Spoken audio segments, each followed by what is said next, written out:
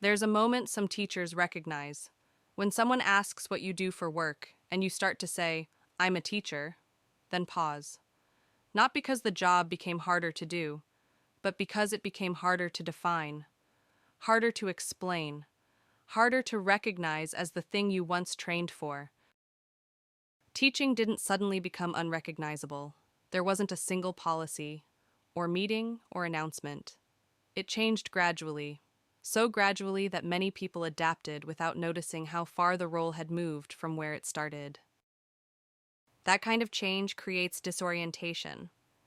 When something shifts slowly, there's no clear point where you can say, "This is different now." The baseline moves. What once felt additional becomes normal. What once felt temporary becomes expected. And one day, the job feels unfamiliar without a clear reason why. The role didn't change by substitution, it changed by addition. New responsibilities were layered on without old ones being removed. Teaching remained at the center, but it became surrounded by administration, by data, by coordination, by pastoral work, by systems management. The core stayed, the context expanded.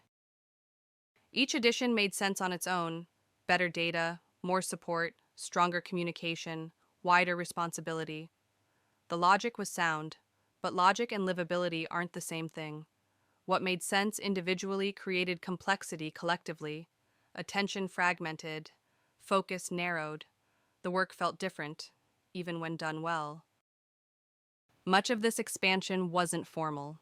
Expectations grew informally, through habit, through assumption.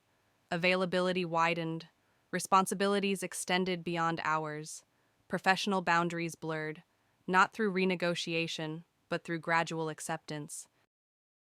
Gradual change is harder to respond to than sudden change. There's no clear problem to point to, no obvious moment to resist.